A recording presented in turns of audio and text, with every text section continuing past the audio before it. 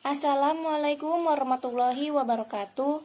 Perkenalkan, nama saya Adinda Permata Putri, mahasiswa Poltekkes Kemenkes Pangkal Pinang, Prodi D3 Keperawatan Belitung, dengan NIM 201447202.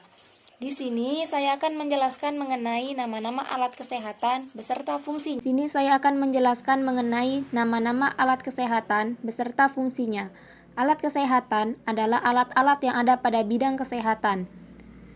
Menurut Undang-Undang Republik Indonesia Nomor 36 Tahun 2009 tentang Kesehatan, yang merupakan instrumen, aparatus, mesin, implan yang mengandung obat yang digunakan untuk mencegah, mendiagnosa, menyembuhkan, dan meringankan penyakit, merawat orang sakit, serta memulihkan kesehatan pada manusia untuk membentuk struktur dan memperbaiki fungsi tubuh. Nah, di sini adalah gambar dari alat-alat kesehatan. Di sini ada transfusi set. Transfusi set ini adalah peralatan kesehatan atau medis untuk memasukkan darah melalui pembuluh darah vena. Pemberian transfusi darah biasanya digunakan untuk memenuhi volume sirkulasi darah, memperbaiki kadar hemoglobin dan protein serum. Lalu ada bak instrumen. Bak instrumen ini berfungsi untuk menyimpan peralatan-peralatan operasi yang sudah steril. Ada infuset yang fungsinya untuk pemberian cairan infus. Gunting plester yang berfungsi untuk menggunting plester. Nah, ini adalah korentang. Korentang ini berfungsi untuk memegang atau mengambil alat dan bahan steril supaya tetap terjaga dalam kondisi steril. Jika diambil dengan tangan, kemungkinan alat tersebut tidak menjadi steril. Lalu ada pen light. Pen light ini berfungsi untuk modifikasi atau mendesain gambar dengan screen atau monitor yang memiliki sensor yang dapat mengirimkan sinyal cahaya ke komputer yang kemudian direkam, di mana layar monitor bekerja dengan merekam 6 sinyal elektronik setiap baris per detik. Lalu ada pinset anatomis yang berfungsi untuk memegang jaringan dan alat medis. Nah, ini adalah merupakan pinset dengan gigi anatomi untuk menjepit jaringan dalam proses operasi. Dan ini adalah pinset chirurgis. Pinset ini berfungsi untuk membentuk pola jahitan atau meremove jahitan, menjepit dan menahan secara lebih kuat pada waktu diseksi dan penjahitan luka, dan memberi tanda pada kulit sebelum memulai insisi, menjepit luka, menjepit otot, membersihkan atau mengambil sisa-sisa luka jahitan. Lalu ada selang kateter. Nah, selang kateter ini adalah sebuah tabung yang dimasukkan ke dalam tubuh untuk mengeluarkan atau memasukkan cairan ke dalam rongga tubuh.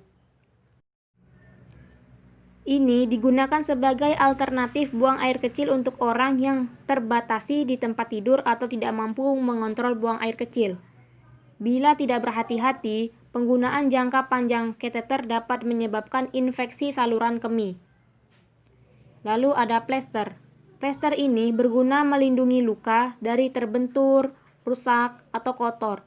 Plester biasanya ditutupi oleh tenunan, plastik, atau karet lateks yang memiliki kemampuan rekat. Lalu ini adalah spuit gliserin.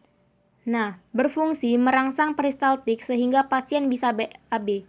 Persiapan tindakan operasi atau persalinan ataupun persiapan pemeriksaan radiologi untuk memberikan rasa nyaman.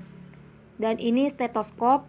Stetoskop ini fungsinya untuk mendengarkan detak jantung dan suara nafas. Tens patel yang berfungsi untuk menekan lidah agar dapat melihat lebih jelas keadaan di dalam tenggorokan, apakah ada kelainan atau masalah seperti amandel. Nah, ini adalah reflex hammer.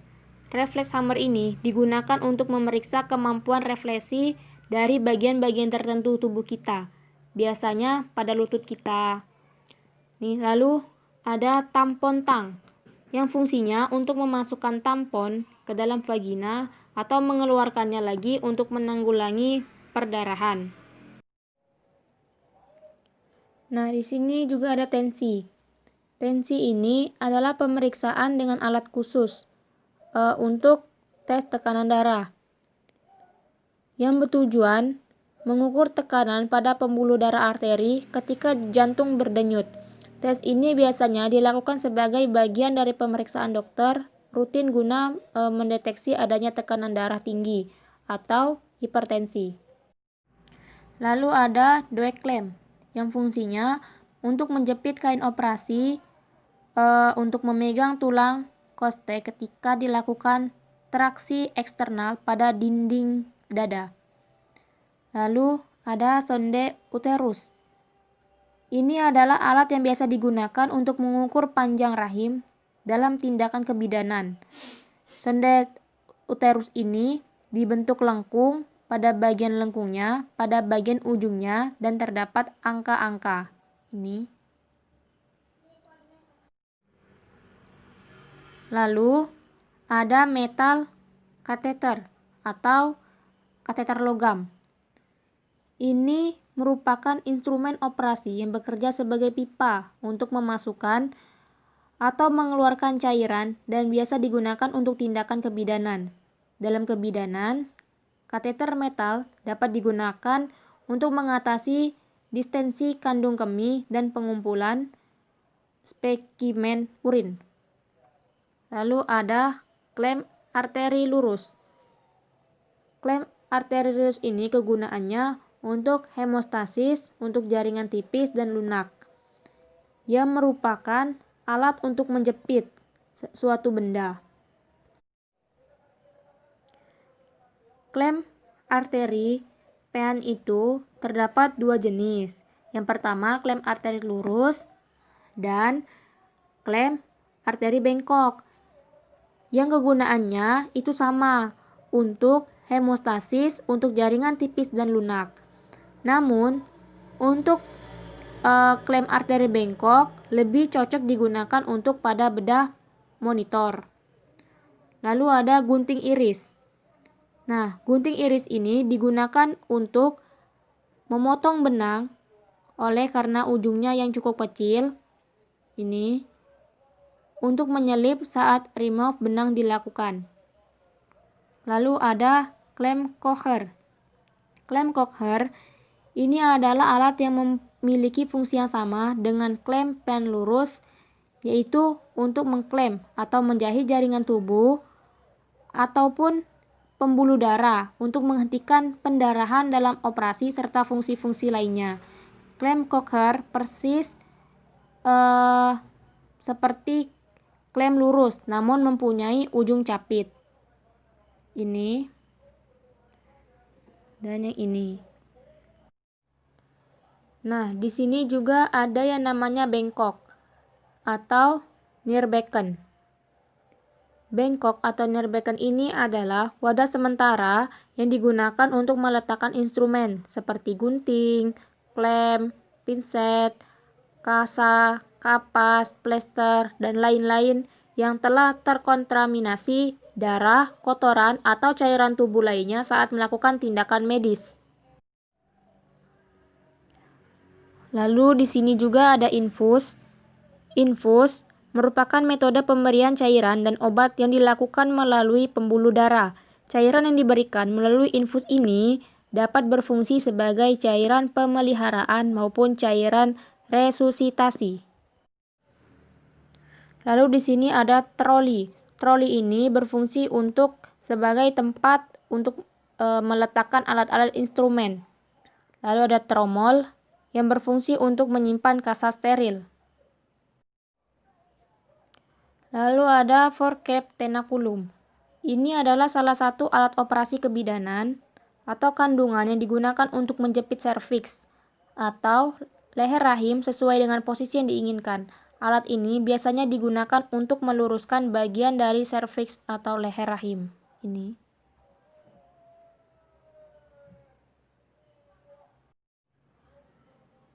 Lalu di sini ada termometer.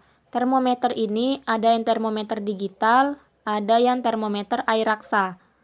Namun fungsinya sama, yaitu sebagai alat untuk mengukur suhu atau temperatur, serta perubahan suhu. Namun yang paling sering digunakan ialah termometer air raksa. Sesuai dengan namanya, fungsi termometer mampu mengenali suhu panas. Lalu juga ada spekulum hidung. Spekulum hidung ini adalah alat dari stainless steel untuk memeriksa area rongga hidung pasien. Alat ini digunakan untuk mengeluarkan benda yang masuk dalam rongga hidung yang kadang terjadi pada anak kecil.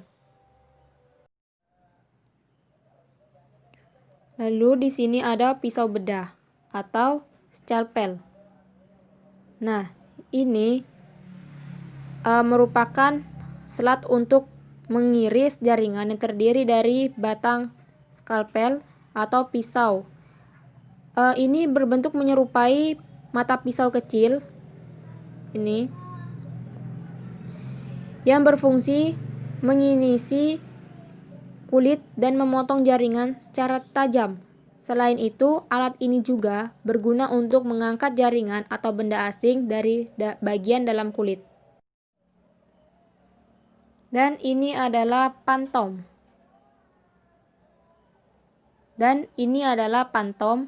Pantom ini disebut juga dengan alat peraga yang digunakan untuk memahami mekanisme persalinan secara utuh dari awal hingga akhir. Lalu di sini ada yang namanya vial. Vial merupakan benda penampung cairan, bubuk, atau tablet farmasi. Vial modern umumnya terbentuk dari kaca dan plastik. Ilmuwan juga menggunakan vial sebagai tempat penampung sampel atau bahan penelitian. Lalu ada yang namanya meteran. Meteran ini dapat digunakan untuk kebutuhan medis atau non-medis. Untuk medis, biasanya mengukur panjang bayi, lingkar kepala bayi, mengukur fundus pada ibu hamil, dan sebagainya. Namun, untuk non-medis, misalnya kebutuhan konveksi, mengukur panjang kabel. Lalu ada brancar. Brancar ini adalah alat yang digunakan untuk membawa dan memindahkan pasien yang tidak dapat berjalan atau kesulitan berjalan yang akan dipindahkan ke ambulan atau dari ambulan ke rumah sakit. Lalu di sini juga ada gunting jaringan bengkok. Lihat bentuknya juga bengkok. Ini fungsinya untuk memotong organ, membedah jaringan, mengangkat jaringan, memotong perban, melepaskan gips, dan memotong jahitan. Lalu ada bidai. Bidai ini untuk orang yang patah tulang, yang bertujuan untuk mencegah pergerakan atau pergeseran lebih jauh pada sendi pasien.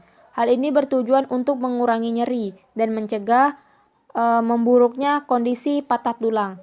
Bidai sederhana dapat dibuat dari bahan apapun seperti kayu, penggaris, atau pemotong bahan yang keras. Lalu di sini ada perban elastis. Nah, perban elastis ini adalah jenis perban gulung yang dapat menyesuaikan diri dengan bentuk bagian tubuh. Perban ini bersifat lentur dan dapat memberikan tekanan di sekitar luka untuk mengurangi rasa sakit dan pembengkakan. Perban elastis ini umumnya digunakan untuk menutup luka dan menyangga cedera jaringan, seperti kesleo. Lalu ada aboket. Aboket ini adalah jarum yang digunakan untuk pemasangan infus dan mengambil cairan udema. Lalu ada alkohol swabs. Alkohol ini adalah salah satu alat kesehatan berupa kapas atau tisu alkohol antiseptik yang digunakan untuk membersihkan luka dan pembersih alat-alat medis. Lalu ada ampul. Ampul ini adalah sebuah wadah yang terbuat dari kaca berbentuk kecil yang digunakan dalam industri medis untuk mengawetkan dan memberikan dosis obat atau injeksi suntikan tertentu. Nah, ini adalah termometer. Memiliki fungsi yang sama, sudah saya jelaskan sebelumnya. Ini adalah termometer digital dan ini adalah termometer air raksa. Lalu ada gunting jaringan lurus. Gunting jaliran lurus atau gunting bedah digunakan untuk menggunting bagian-bagian alat tubuh yang diamati seperti usus, jantung, pembuluh darah, dan sebagainya. Lalu ada gunting hekting. Gunting ini dapat digunakan untuk memotong benang dan balutan luka. Untuk gunting yang digunakan guna memotong jaringan trauma memiliki bentuk yang runcing dan tajam. Gunting ini juga digunakan untuk pengambil perban pada luka tanpa menyentuh jaringan yang trauma. Lalu ada Fenster clamp. Fenster clamp ini disebut juga clamp ovum yang merupakan alat medis yang berfungsi untuk menjepit jaringan atau dinding rahim yang digunakan oleh kebidanan. Ini berbentuk seperti gunting dengan ujung tumpul, melingkar, dan bergigi. Demikianlah, mungkin hanya itu yang dapat saya sampaikan, yang dapat saya jelaskan. Semoga bermanfaat bagi kita semua. Apabila ada kata-kata yang kurang berkenan, saya mohon maaf. Kepada Allah saya mohon ampun. Wabillahi taufik wal hidayah. Wassalamualaikum warahmatullahi wabarakatuh.